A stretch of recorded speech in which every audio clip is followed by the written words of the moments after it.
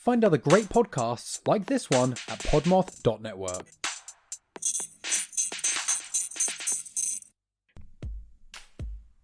Welcome to the Getting Down and Wordy podcast ad. What do we do on this podcast? Well, it's the first Edda musical podcast. Can you try that again in real words so that people can understand? Fine. We talk about the intersection of popular music and language. Oh, can we also talk about Eurovision? Okay. Find us on Apple and Spotify. We are a Podmoth Network podcast. This podcast contains strong language and adult situations and may not be suitable for those who are easily offended.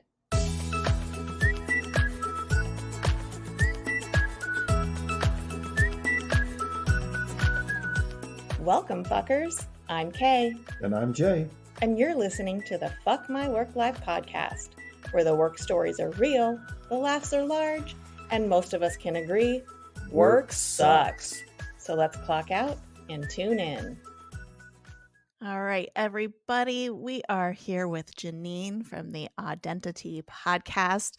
She's coming on to share some horror stories of her life working at a motel. But before we get into the stories, hello, Janine. Hello, Janine. Hello, how are you guys doing? We are Good. How are you? I'm Well. doing well. Yeah, I have to admit I'm low-key geeking out a little bit because I'm a huge fan. Oh, thanks. I've been listening since inception. Oh, wow. And I often fill my work days with your voices, so it's always nice to put faces to voices. Thank you. Yeah. It always shocks me when people are like, wow, we listen to you. I'm like, wow, really? Cool. Well, Let me check the numbers. mean- Did 2 people listen yesterday? They did. Yeah. Yes. Well, thank you for being a fan. Wow. I feel all flustered now. get hold of yourself. I know. All right. You're not special. Aw. Wah. So why don't you tell us a little bit about your podcast? Yeah, so the Identity podcast, I've been podcasting since around 2014. Oh, wow. It started as the Haunt Heads podcast, and I had a couple of co-hosts, and then eventually morphed into a solo show. So it's essentially about the weird, the strange, and the macabre. So you could hear, I did a 3-part series on Jack the Ripper, where I focused primarily on the victims. And that was like 9 hours of recording or something that I did. And then you could listen another day and hear about, some random like outlaw who died in a weird way. Or you could listen and hear about how people in the Victorian era used to eat bread that had plaster of Paris in it because white, heavy bread signified, you were of higher brow. Ah. You had more money than most people. I guess because you could afford more plaster of Paris. I don't know. Sounds But anyway, yeah, delicious. it runs the gamut. Mhm. Yeah. Wow, almost 10 years coming up doing podcasting. Yeah, it makes me feel kind of old. That's Kind of okay. like croppy. Yeah, we're all old. Yeah, It's fine. you just got to accept that, that's a thing. It happens. Well, yeah, but I mean, in podcasting years, like 10 years Yeah. is Yeah. old. You It's like talk you're starting to to get those weird moles and you're not sure, you should go and get them checked. You don't know. Yeah. you Yeah. talk to most podcasters. They're like, yeah, we started during the pandemic. Yeah. It's like, yep. Mhm. I think And if you talk to them podcasting- 6 months later, they're like, yeah, we stopped. Yeah. Yeah. Still done. during the pandemic. Yeah. Yeah, it is. I mean, it is very time consuming and it can get very exhausting trying it? to It run a really can. podcast. And, you have to do it for the right reasons. Mhm. I think a lot of people approach podcasting with this idea that they're going to start podcasting and all of a sudden they're going to be famous and they're going to make all this money. And one of the things that I tell the people on my podcast network is, fame and money and things of that nature, they're not necessarily a reality for indie podcasters. That's Mhm. like, you're a comedian, you're a celebrity, you're a TV personality, you already have a huge following, and Yeah. then you start a podcast. Yeah. And that, I mean, you're going to generate all this ad revenue and, whatever. And it's just not true, for smaller indie pods. I mean, some pods, yeah, they take off and whatever. Yeah. But unfortunately, I've been podcasting, about 10 years, and I think I've made like $200 Yeah. podcasting. So, I mean, I do it for fun. I do it because I enjoy it. I started doing it because there was a niche there that not many people were filling. Mm-hmm. And I wanted to listen to more podcasts like I kind of had in my head. Mm-hmm. So then I started podcasting, and that's kind of where we are. But I've always done it for just enjoyment. And I think that that's really the key to longevity, too. Yeah. You have to enjoy it. If you don't enjoy it and you're doing it for money or you're doing it for fame or whatever, you're doing it for the wrong reasons, Mhm. just like hang up the mic, go home. Yeah, You know. you're going to get sick of it quick if Yeah. that's why you're doing it. You're going to be disappointed. Yeah, that too. It's going to happen. Jay's doing it for a pallet of Coors, and he still hasn't gotten Right. that. So Yeah, like just one measly pallet of Coors. That's like 12 cases. I mean, yeah. I spent some time in Colorado. Actually, Coors is the only beer that I can drink. Oh, really? And I'm not going to tell you why, because I'll probably offend you. Uh-oh. But Because it just tastes like water? Close to what you won't offend me. Look, I've heard it all. Yeah. the finest mountain water out of the finest mountain springs, Yeah, I don't get offended easily, especially by the beer I drink. Yeah. I don't give a shit what people think. I like it. Yeah. So Yeah. I'm going to drink it. I mean, I think it's good. I drank a lot of it when I was in Colorado. I went to Colorado to get my MFA, and yeah, man, I love Coors Yeah. for different reasons, but whatever. It's just easy to drink, It It's is, not- and I mean, you can get shit faced on Coors real quick, Yeah. real Yeah, quick. See, that's the thing with me is if I were to drink like your craft beers, Mm. I can put a few back. And when we record, there's times where like it's a solid 12 pack that I go through in the hour and a half Of Coors. Of course. Yeah. But I don't think it would be much different if it was like craft brews. I would just not be able to speak. No, you'd be on Right. the floor. Yeah, I'd be shit hammered. Yeah. Drooling out of one side of your mouth. Yeah. Mhm. Yeah. Yeah. So, and and I like Coors. I like Coors Light. I like their Bonquet. It's good too. Mm-hmm. But I don't know where I was going with that. It's just I you know can it's drink shit more beer. of it Yeah, longer. I know it's shit beer to a lot of people, but I like it, and I can still function after a 12 pack of it. Yeah. Because it's water. I mean, basically, Basically. it's good water. water, but it's Yeah. Still trying to get that nail polish. It's always sold out. They like release a certain amount every Tuesday, and it sells out Ooh. so fast. Yeah. Wow. Until then, you'll have to just, soothe your soul watching the can Mhm. turn blue. Yeah, exactly. Yeah. Oh gosh. On that note, so you said you have some great stories of the short time you worked at a motel, but short but full of adventure. It sounds like. Yeah. I guess it would depend on your definition of the word adventure. It was one of those places where, you'd go to work and you had no idea what you were walking into. Mhm. On an average day, I think the most number of times that I called the police was 12. In one In- shift. In one shift. I was there for 8 Wow. hours. I called them 12 times. And it was for at least 8 different reasons. Wow. Because, you'd have random people coming up who were drunk and they were disorderly and they wanted to rent a room because rooms were like $37 a night. Mm-hmm. Yeah. Which, I mean, for $37 a night and you're right off the expressway, who do you think you're going to get? Right. Yeah. Right. These rooms. You're not going to get aristocrats Yeah. and, whatever, like somebody on their honeymoon. Although, I guess it depends on the person. But, everyone's got a budget. that's true. That's true. Ain't no shame in that game. But Mm-mm. yeah, Yeah, so 12 times a day and drunk and disorderly, and then also raving people. Mm-hmm. One guy that used to come in was a schizophrenic, and he used to talk to the coffee pot, Oh. and he would ask me if I talked to the coffee pot, and I would of course say no. And he would say, well, it has good things to say about you. And I thought to myself, well, thank Christ that the coffee pot likes me, because if it didn't, I Yeah. don't know what his reaction would have Yeah. been to that. Yeah. Mm-hmm. And on every shift, you're in this tiny, like, our main office was just a desk that was like, I don't know, it was like held together with just bodily fluids Oh, and God. chewing gum, like, and duct tape, like, disgusting, completely disgusting. The desk in the back room looked like it had contracted some sort of pox Oh, God. because it was like bubbled and like the place was just disgusting. Yeah. Nice. But you're in there 8 hours a day. You can't really go anywhere because you have to check people in. That's your job. And so you just basically have the luck of the draw. You never know who's going to walk in through that door. And we didn't have a night window.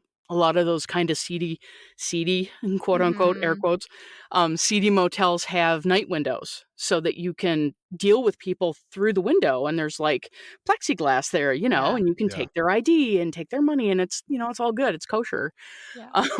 But we didn't have that window. So it was literally like, 2:00 in the morning, somebody randomly wandering in, and no lock on the cash drawer. And the cash drawer was literally a drawer. Were you Oh, usually by geez. yourself too? Oh, I was always by myself. Oh, God. That's Always. terrifying. The only time that I wasn't by myself was like for the first week, I want to say like week and a half, 2 weeks, that my manager was there. The managers lived on site. Okay. So it was literally like the wall for the main office was right here, and her apartment was on the other side of that wall. Wow. So if I had issues, that was her living room. Oh, wow. So I could go over and like bang on the wall Knock on the wall, yeah. or whatever. But yeah, it was one of those places you just never knew. So, I mean, I've been trying to rack my brain for like the stories that really made an impression on me, because like I said, I was only there for like maybe, 10 months, maybe 11 months. But there was one guy who used to come through. He was there all the time. I'm going to refrain from using names and actually identifying the motel. But I will tell you that they kept the light on. I was going to ask, did they leave the light on for you? They did. Yeah. Yeah. And they had that cheesy recording on the phone too, for wake up, this is Tombo, wake up. Yeah. They had that. So, the one guy that used to come through, he apparently had been coming there for years, and he was a regular. So he had like a special rate. Like they would always give him the trucker discount, even though he wasn't a trucker. So he would come in and ask for the trucker discount and whatever, and we just gave it to him. But he was an alcoholic to the degree that, for the most part, he was so high functioning that you couldn't even realize that he was an alcoholic. So he would come in and be fully functional, like not have a problem, and count out his money and leave. And so one morning, I get to work, and it's very cold. I'm in Wisconsin. So, in the wintertime, Wisconsin gets chilly. And I get a call from one of the guests that was staying on we called it the front of the building. I think it was more the back of the building, but the front of the building, where all of like the wheelchair accessible rooms were. And this lady had checked in the night before, and she said she was looking out, she was like peeking out through her curtains, and she could see a guy lying on the sidewalk. And he was like coughing, like lying on the sidewalk. And when she said coughing, I was like, well, thank Christ there's no dead body, because that had happened too.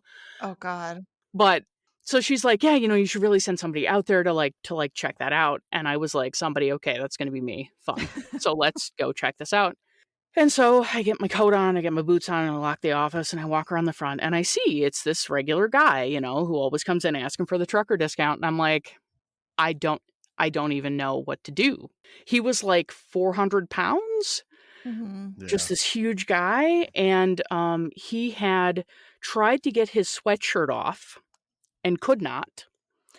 He got it halfway off, I guess passed out or fell over or tripped or did something, and threw up on that sweatshirt. Oh, no. And when he did that, the sweatshirt froze to the fucking ground.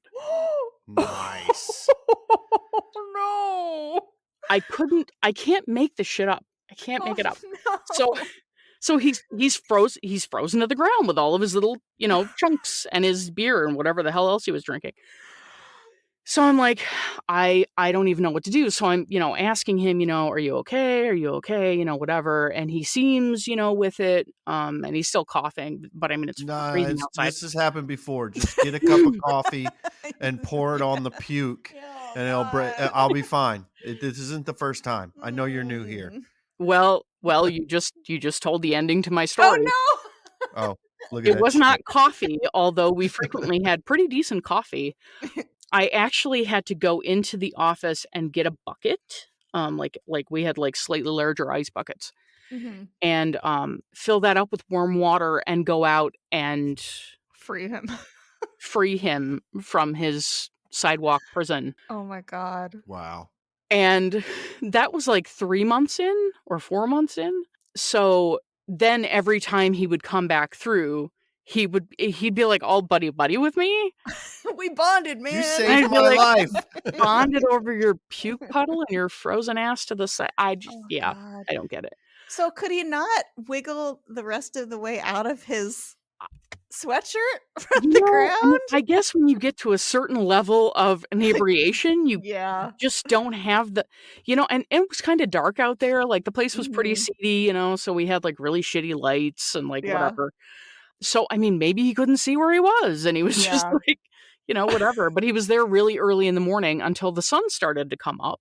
And then the lady was like, hey, might want to check on this. There's a baby beluga frozen to the sidewalk out here. Should probably come out.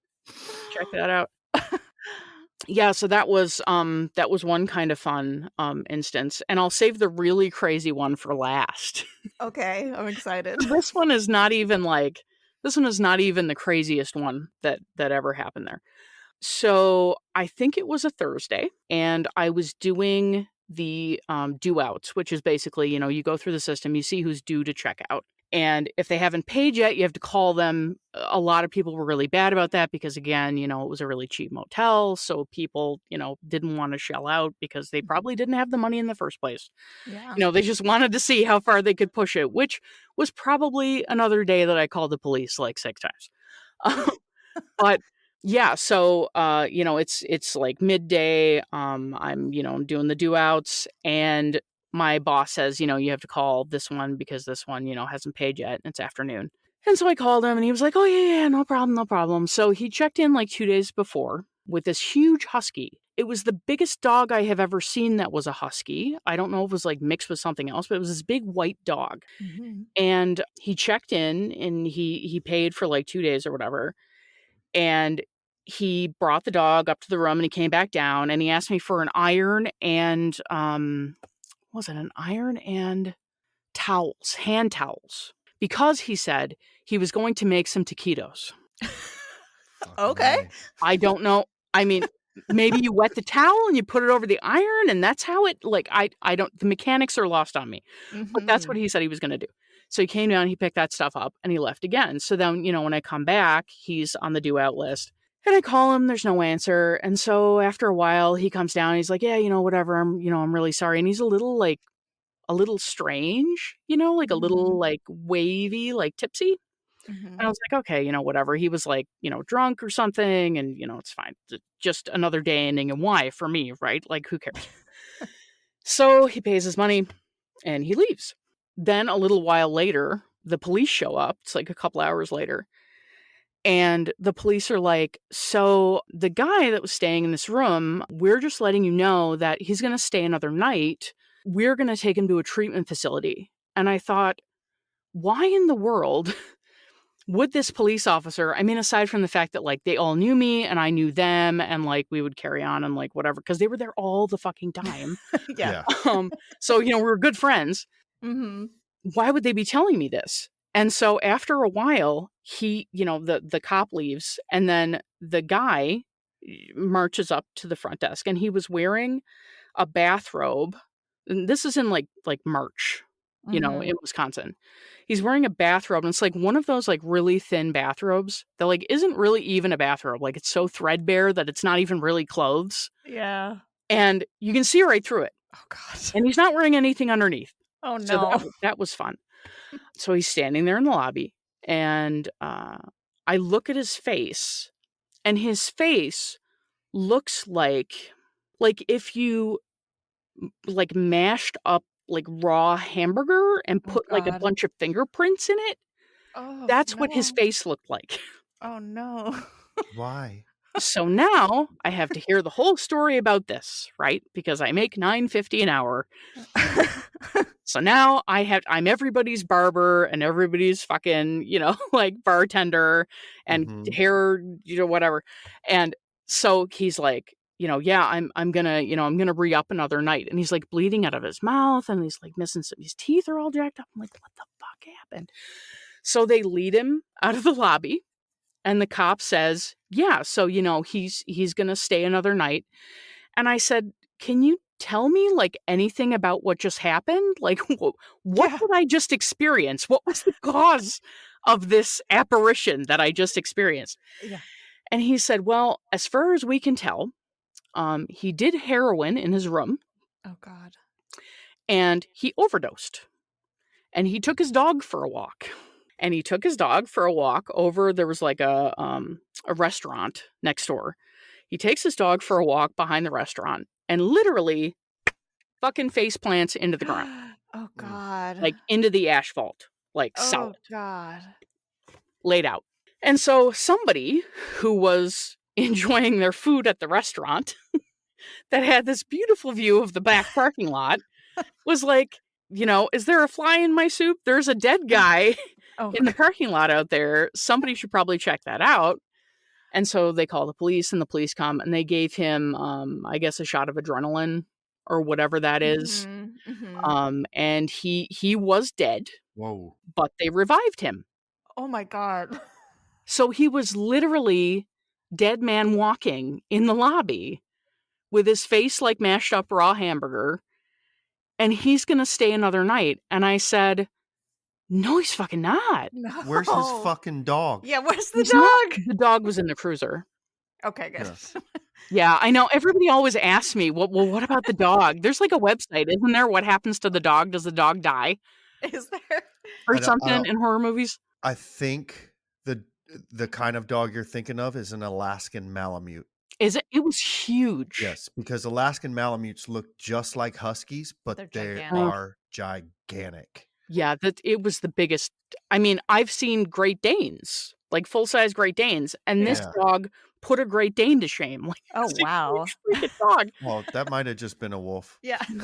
I mean, maybe he walked his happy ass from Alaska somewhere, with his wolf dog in his bathrobe with, his Tito's. God. And his Yeah. heroin. Oh my God. But yeah, so I told the cop, I was like, I'm really sorry. He's not staying another night. Like, I don't know if his overdose was an accident or if it was intentional. Yeah. And I had already seen dead people at that point, before and after working at the motel, because I also worked in the funeral industry briefly. Oh wow. So I was not prepared to see another one Yeah. that particular day or the following day or the day after that. I Mhm. was not interested in that.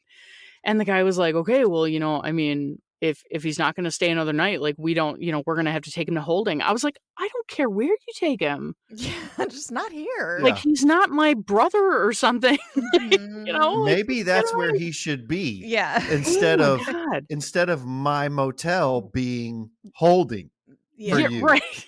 because Yeah. you don't want to deal with it. Yeah, well, yeah, and I mean, we got a lot of that too. A lot of charities would put people up, and they'd pay for a week, or something like that in the motel. So we had to deal with all that too. But yeah, so they took the guy away. I didn't hear about him again for another, God, I want to say probably 8 weeks, like a solid 8 weeks. Heard nothing, and then I heard that he was charged with trying to murder somebody in Milwaukee. Oh, Oh, nice. oh no. So yeah, he I'm pretty sure that he's in prison now. Hopefully Wow. he's like in some sort of substance abuse program. Yeah. But yeah, that was one of the craziest things that I've ever experienced in my entire life. Yeah, that's nuts. Yeah, it'll be hard to top that one. I thought you were going to say he overdosed and then the dog started eating his face. Oh no. No. Sadly, no. That would have been crazier. Actually, no, that would have been more normal. Yeah, that would have been. Yeah, that would have been more normal. Yeah, no, that would have been a too normal ending for this whole thing. But yeah, so I have no idea if he got help or whatever, but yeah, it was crazy shit. And like I said, I did not want to have him stay at the motel anymore because I did not want to have to find a dead body again. Yeah. Yeah. Sorry, Bob, Yeah. but I'm all full up on my quota of dead people for this month. So maybe you take them to holding. God. Yeah, it was it was one of the craziest.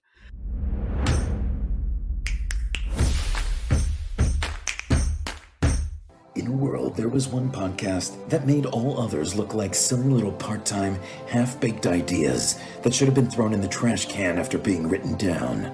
That's a super long-winded way of saying that Drunk Theory Podcast is the best-kept secret out there right now.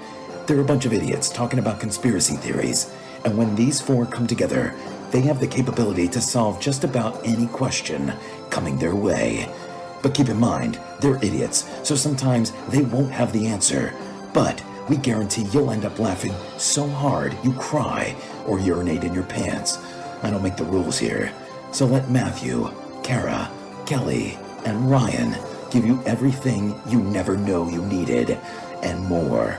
Only on Drunk Theory Podcast, available on all major streaming platforms. More conspiracies coming soon. I don't know about you, but with a busy work schedule, I never have time to sit down and read. Luckily, there's Newsly. Newsly is an all-in-one audio super app for iOS and Android. It picks up articles about the most trending topics on the web and reads them to you in a natural human voice. For the first time ever, the entire web becomes listenable, all in one place. You can browse articles from topics you choose and just start playing. Follow specific topics from sports, tech, business, science, or Bitcoin. Newsly will find you the latest articles and read them aloud. They even have digital radio. And do you want to know the best part? They have podcasts. Explore trending podcasts from over 80 countries. And you can find our podcast, Fuck My Work Life, there too.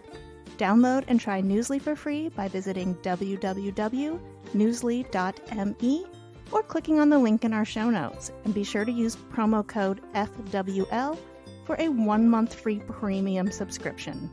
Stop scrolling and start listening with Newsly.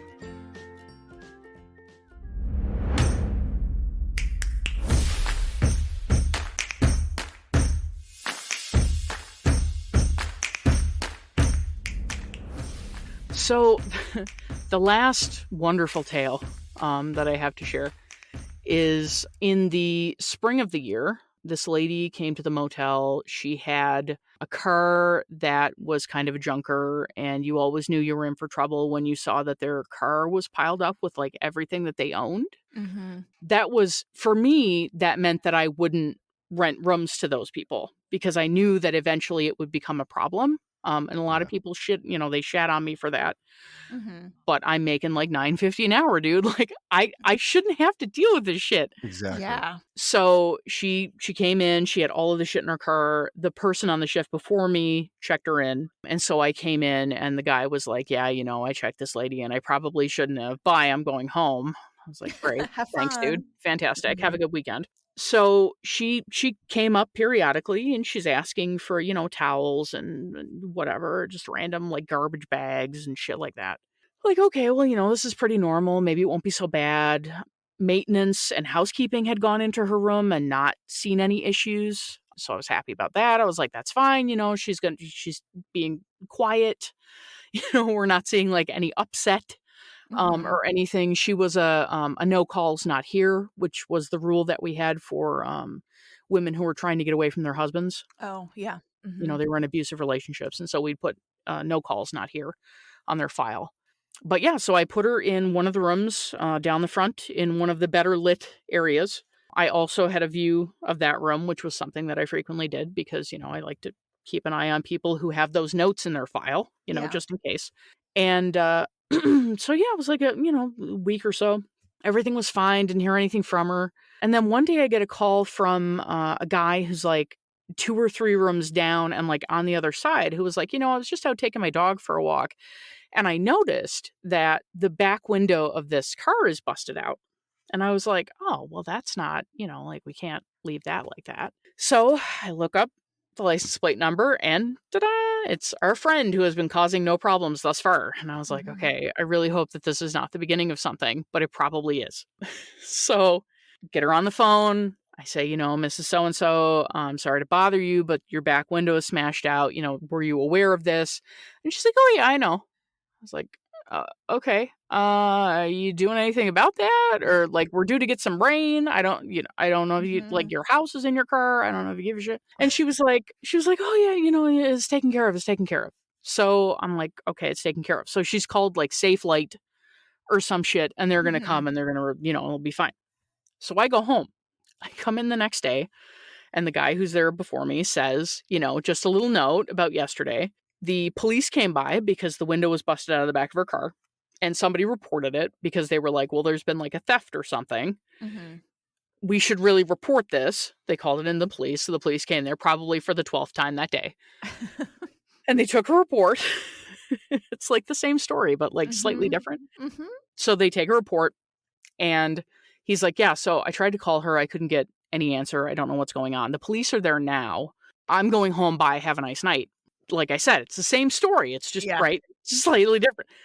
So I have to go down and check on it because now it's my bag of shit. So I go down and I say, Mrs. So-and-so, I see that your car is still not repaired. And you said that this was something you were going to take care of. And now it's pouring, like literally pour. Like I've been outside for like 2 minutes. I'm soaked. Oh, jeez. And she's like, oh yeah, I'm taking care of it. And the cop is like, well, we really like, there's glass all over the ground. Like we really need to take care of this because now it's a hazard for other people. And, like you need to do something about this. So she says, okay, well, get me some garbage bags. So I go up to the front office and I grab like some of the big, like heavy duty garbage bags and I bring them down and she has some duct tape there. And so we're like trying to, and it's not working, like the bags keep blowing away or falling places. And I'm like, look, lady, like, I'm really sorry, but I have to go back to the office because I can't deal with this anymore. And she's like, oh, well, wait, help me. And so I stayed there and I helped her kind of get things in place. And she's like, okay, everything's okay. And the cops are like looking at me like, is everything okay? And I was like, please leave. Please just go away. Just everybody go away. So they leave. And as I'm walking away, she says, oh, hey, would you be able to help me with something real quick? And I'm like,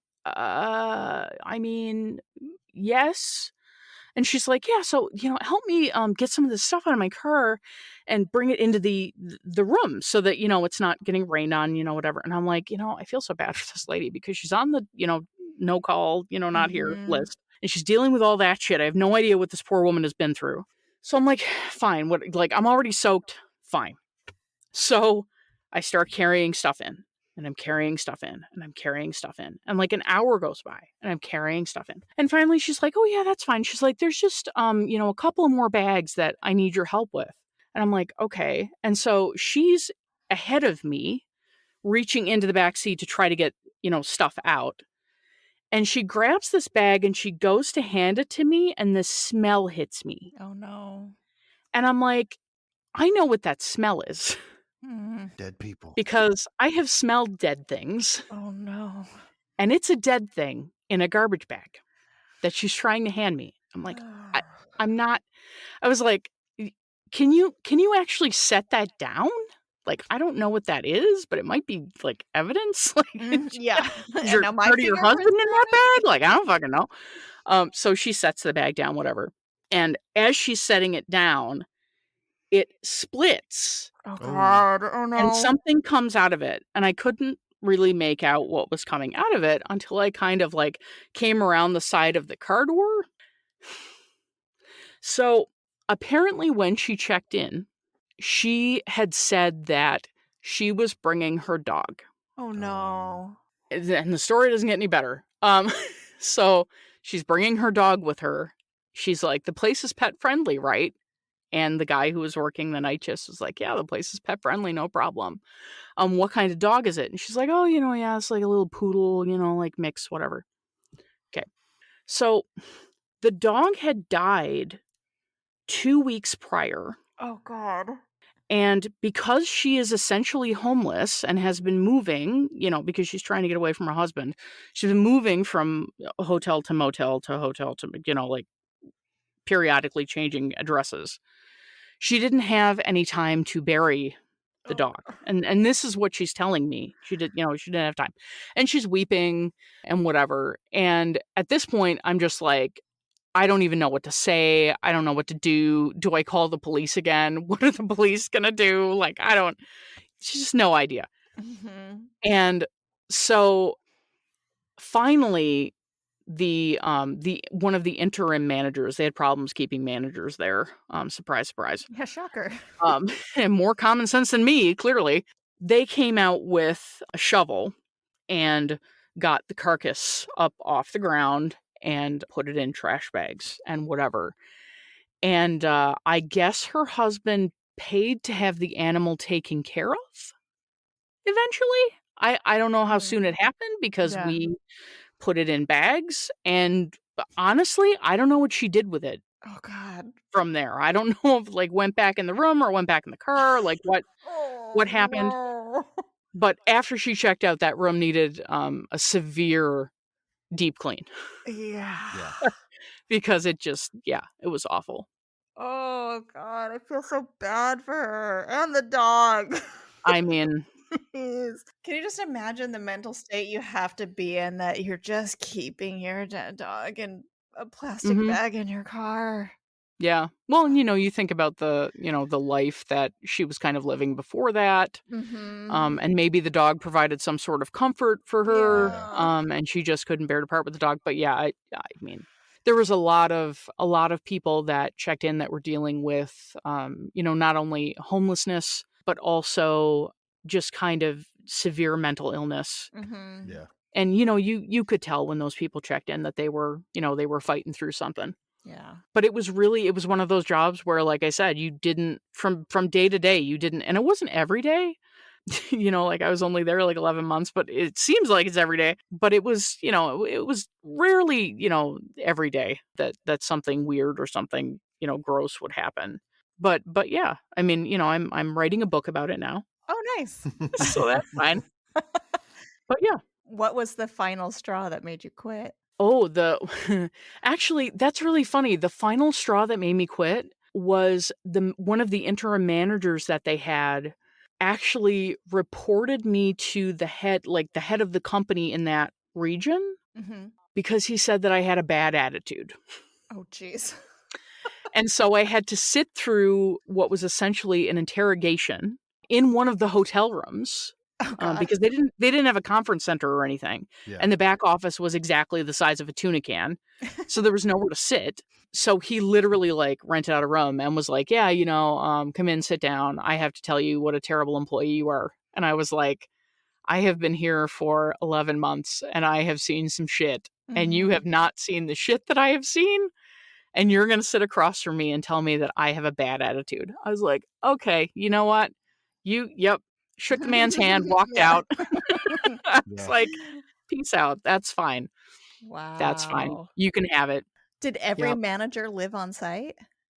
Yeah, every single manager. Yeah, with the exception of, let's see, the first manager left, the second manager lived on site. The third manager actually did not live on site because they lived on site at another location. Oh, wow. So they were coming back and forth because they had one in Milwaukee by the airport, and then they also had one, in Brookfield, Wisconsin. So he would go back and forth. But yeah, with the exception of that, every manager, even if they were just coming in to manage in the interim, they would stay in a hotel room and stay on site. Wow. And I don't know how they did it. Yeah. I would just watch my boss. My first boss was amazing. And I would just watch her in awe because the things that she had to deal with, the ridiculous people, and just all of these crazy circumstances.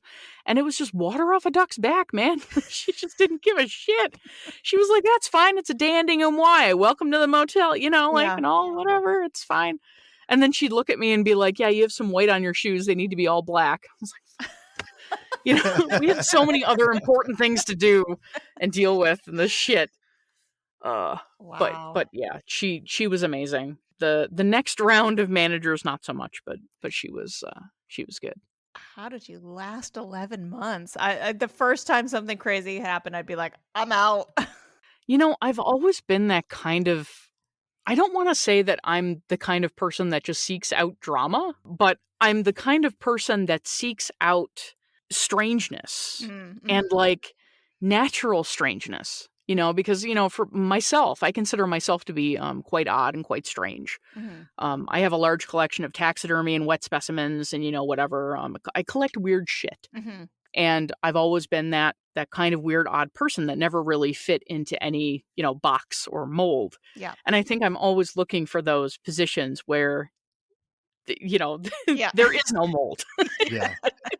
There is no shape, It's like a cat, whatever box it sits in, that's the shape that it takes. Right.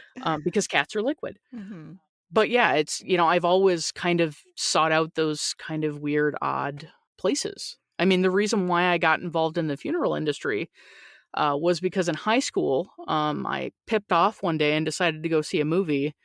And they were giving out assignments for internships that day.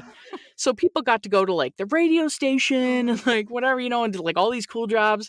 And I came back in, and the guy who was running the class, who was actually my cousin, because I was born in Newfoundland, Canada, and it's a very small place, and people know people and, whatever. But he was the mayor, and he was also my cousin, and he was my professor in this particular class. So he said, well, Janine, the only position I have left is at this funeral home. And I was like, well, what am I going to be doing? I'll vacuum. I'll arrange some fucking flowers. I don't know. Whatever. It'll be fine. And I wound up staying there for almost 2 years. It was only supposed to be an 8-week internship, and I was there for almost 2 years. Oh, wow. But, the people there were fantastic, and they were odd. They were just weird, like, you're just so strange, and I love that. So I kind of glommed onto them, and, I've just always kind of sought out those places, kind of the cracks in between, Yeah. Yeah. Well, you got a lot of good stories out of it, so that's good. I've been in a lot of cracks. Yeah. Did you like the show 6 Feet Under? I watched like 8 or 10 episodes of that, and I couldn't get into it. I need to try it again because it's been a few years. I did enjoy Dead Like Me, I think it was. Oh, I love Dead Yeah, Like with the Me. kid Grim Reaper. That was funny. Yeah, that was a good show. But yeah, no, I need to give 6 Feet Under another shake. I don't think it's gotten a fair good. shake. I mean, the characters definitely have their weirdness. Probably not as weird as you see in real life, I'm guessing. But that's one of my favorite shows ever. Because I feel like I like weird stuff. Yeah. But Yeah, you're weird. But I'm also like pretty vanilla. Sure. So I've got That's fair. Yeah, I think part of me would be like, it'd be cool to work as a mortician or in a funeral home, but then at the same time, I'd probably be like, that'd probably terrify me at the same time. Well, yeah, and it's just gross. Yeah. I mean, it's gross. People are gross enough when they're alive. Yeah. I have a lot of social anxiety disorder, so I think that this is fueling this kind of angle that I'm taking. But yeah, I mean, in general, people are just, gross. Yeah. And when they die, they're even more gross. Yeah. So, I mean, if you can deal with the blood and the smells and the fluids, Yeah. you'll be fine. But then also the people, the living family members that you have to deal with too is probably almost worse. Yeah. See, I was always really good at that. I don't understand what it is about grief. Grief for me is like I lost my grandfather last October, and that for me really hit me hard because he was essentially like a father figure to me. Like he raised me, so it was like a big deal. And I could talk to complete strangers about their loved ones and just be completely impartial Yeah. and, soothe them and help them, pick out different, elements of the service and, what poem do you want? And, can I recommend this? And I never had a problem with that until it actually happened to me. And then I was like, I kind of get it now. Yeah. I've been there too. Maybe I'd be better at it now. I don't know. Because I didn't have that experience when I was doing it, when I was in high school. Right. Nobody Yeah. knew I was in high school when I was Yeah. well, have you thought about the mahogany? 16-year-old telling them how to. By the deal with way, their I'm flunking loss. math. This is a lovely poem. Yeah. No, it just, it never came up. But yeah, I'd probably be better at it now, I think. There's a maturity that comes with life. Yeah, and not only, dealing with death, but, like experiencing it. That really kind of changes your perspective on the whole thing. And like, how much stuff do I have? Do I need that stuff? Like, Yeah. what am I doing in work? Am I doing something I truly enjoy? Like, what if I was making more money? Would I be happier? Is money the root of all happiness or the root of all evil? And you have all of these profound conversations with yourself in your head. But Yeah. yeah. Thank you so much for sharing your stories with us. Yeah, thank you. They were great. Yeah, absolutely. I mean, they were great for you. You didn't have to. Well, yeah. It was fun for us, to listen to That's them. what I meant.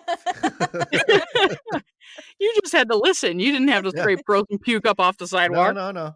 I know. I wouldn't want to. Just think all of those experiences just make you who you are, right? They That's add. very true. They add to.